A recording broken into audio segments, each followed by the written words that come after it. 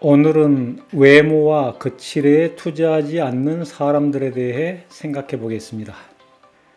1980년대 이전에는 한국 사람들 중에 성형을 한다거나 명품을 거친다거나 하며 외모와 거칠에 투자하는 사람들이 흔하지 않았습니다. 하지만 생활 수준이 올라간 1990년대 이후부터 세계 어디에 가나 한국인은 금세 눈에 띌 정도로 외모에 투자하는 사람들이 늘었습니다. 한국인의 화려하고 예쁜 거칠애가 주위를 기죽게 만듭니다. 몇 년 전 나의 지인은 이렇게 말했습니다. 우리는 예로부터 아름다움을 추구할 줄 아는 민족이다. 그러니 옷의 미학에 민감하다.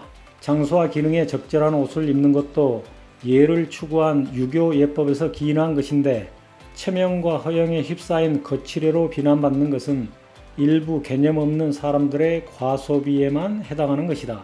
그렇다면 외국인들은 그들의 삶에서 외모 또는 거칠애를 어떻게 생각하는지 알아보겠습니다.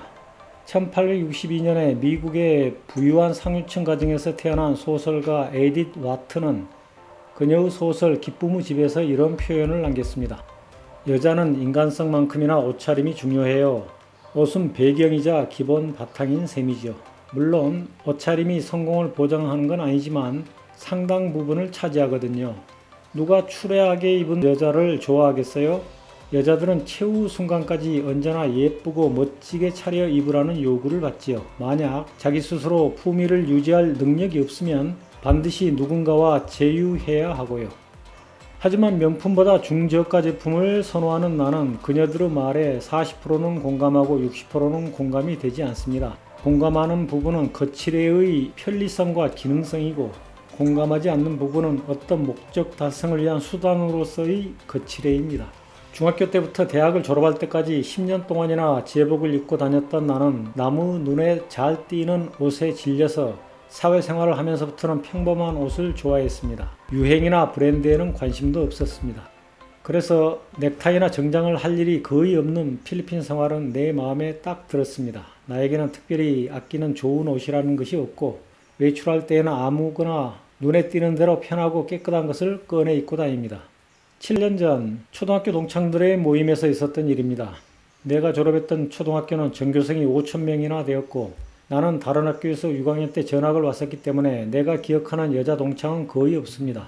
그날 어느 여자 동창생과 졸업한 지 40년 만에 처음으로 인사를 나눴습니다. 그녀가 나를 보며 말했습니다. 예, 넌 참 겸손하게 생겼구나. 그녀의 표현이 너무나 절묘하여 나는 감탄했습니다. 그 표현이 내 마음에 꼭 들어 결코 잊히지 않습니다. 그 순간 어떤 소설에 나오는 장면이 떠올랐습니다. 그 애는 아주 똑똑해요. 안 그러면 곤란하겠지요. 그렇게 생겼으니. 탈무드에서 말하기를 사람에게 자신감을 갖게 하는 3가지 요소가 있다고 합니다. 첫째, 좋은 가정. 둘째, 좋은 아내. 셋째, 좋은 의복. 좋은 가정, 좋은 아내에 대해서는 공감이 되지만 좋은 의복에 대해서는 의문이 생깁니다.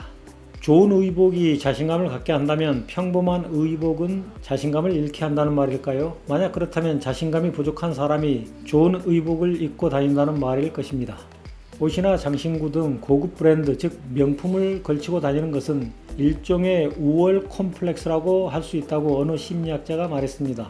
나라는 존재와 명품이라는 권위를 연결시킴으로써 마치 나라는 사람이 우월한 것처럼 꾸미는 것, 즉 거짓 우월성이라고 말했습니다. 톨스토이의 작품에서 브론스키는 안나를 무도회장에서 처음 만납니다. 그녀는 옷이나 화장이 수수했지만 우아하고 생동감 넘쳐 보였다. 첫눈에 안나에게 반한 미남 귀족 청년은 유부녀였던 안나를 쫓아다닙니다. 브론스키는 안나를 만날 수 있는 곳이면 어디든지 나타났다. 그는 기회가 있을 때마다 안나에게 사랑을 고백했다. 서머셋 mom의 작품에서도 외모에는 그다지 신경 쓰지 않는 멋진 여인이 등장합니다.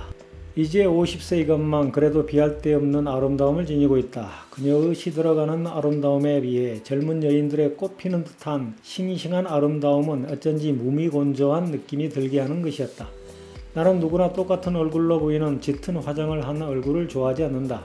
여인이 분가루, 볼연지, 입술연지를 발라 그 표정에 싱싱한 맛을 가시게 하거나 개성을 모호하게 한다는 것은 어리석은 짓이라고 생각한다. 엘리자벳 버몬트도 화장은 하고 있었으나 그것은 자연을 모방하기 위해서가 아니라 도리어 그것을 두드러지게 하기 위해서였다. 사귀어보니 그녀는 마음이 맞는 친구였다. 마음속에 생각하고 있는 것은 거리낌 없이 척척 말하는, 그리하여 유용한 시간을 많이 갖게 된다. 그러나 행복한 사람의 하나로서 제법 위트가 있는 여인이기도 했다. 그녀의 말솜씨는 잘 다듬어지지는 않았지만 꽤 좋은 편이었다. 별의별 일이 있긴 했지만 그녀는 정직한 여인이었다. 나도 엘리자벳처럼 겸손한 나의 외모가 내 주위 사람들을 돋보이게 했으면 좋겠습니다. 엘리자벳 같은 시들어가는 아름다움을 지녔으나 마음이 맞는 친구가 있으면 좋겠습니다. 앙드레 지드도 말했습니다. 46세가 된 앙티무는 남의 환심을 사는 데에 더 이상 노력하지 않았다. 그는 거칠애 같은 것을 싫어했다. 셰익스피어의 작품들도 소개하겠습니다. 가난한 상인 바사니오가 말합니다. 미모의 실체는 또 어떤가? 그들이 보여주는 아름다움이란 것도 알고 보면 덕지덕지 처바른 화장품의 무게에 달려있게 마련. 화장을 두껍게 하는 여인일수록 그 마음은 얄팍한 법이지. 말괄량이 케이트의 남편이 될 페트루키오가 말합니다. 자, 케이트, 장인댁으로 출발합시다. 옷은 입은 그대로 가는 거요. 우리 마음이 부자인데 옷차림이 무슨 상관이겠소. 육체를 풍요롭게 하는 것은 뭐니 해도 당신 아니겠소. 아무리 천박한 옷차림을 하고 있어도 미덕은 나타나는 법. 빛깔이 곱다고 독사를 장어보다 좋다고 할 사람은 없어. 케이트, 장신구가 흐름하다고 해서 당신의 가치가 떨어지는 건 아니요. 말괄량이의 아버지 밥티스타가 말합니다. 설마 그런 꼬락서니로 결혼식을 올리려는 건 아니겠지? 사위가 될 페트루키오가 말합니다. 아니요, 이대로 식을 올리겠습니다. 신부는 나와 결혼하는 것이지 내 의복과 결혼하는 게 아니니까요. 나는 옷을 갈아입는 것보다는 신부의 마음의 옷을 갈아입혀주고 싶습니다. 이제 현실에 존재했었고 현존하는 여배우 두 사람을 소개해 드리겠습니다. 먼저 이탈리아 여배우 안나 마냐니입니다. 그녀는 1973년에 65세의 나이로 세상과 이별을 고했지만 그녀가 늙어서 사진을 찍을 때 이렇게 말했다고 합니다. 사진사 양반, 내 얼굴의 주름을 수정하지 마세요. 그 주름을 얻는데 평생이 걸렸거든요. 아, 이 얼마나 당당하고 멋진 말씀인가요? 그녀의 주름에는 수많은 경험과 지혜가 담겨 있을 것입니다. 다음에는 며칠 전에 아카데미 여우 조연상을 받았던 영화배우 윤여정입니다. 그녀가 말했다고 합니다. 눈에 띄지 않아도 됩니다. 큰 보석도 필요 없고 화려한 옷도 필요 없습니다. 난 나답고 싶습니다. 내 나이에 맞게 보이고 싶습니다. 나는 그 소식을 들은 후 나하고 코드가 맞는 여인을 발견했음에 무척 기뻤습니다. 오늘의 주제와는 다른 얘기입니다만 어제는 나에게 운수 좋은 날이었습니다. 30년 동안 백돌이 실력을 굳건히 지키고 있던 내가 생애 첫 홀인원을 했거든요. 이것을 하게 되면 3년 동안 운이 좋다고 하니 이 채널을 들어주시는 여러분들께 저희 행운을 나눠드리겠습니다. 감사합니다.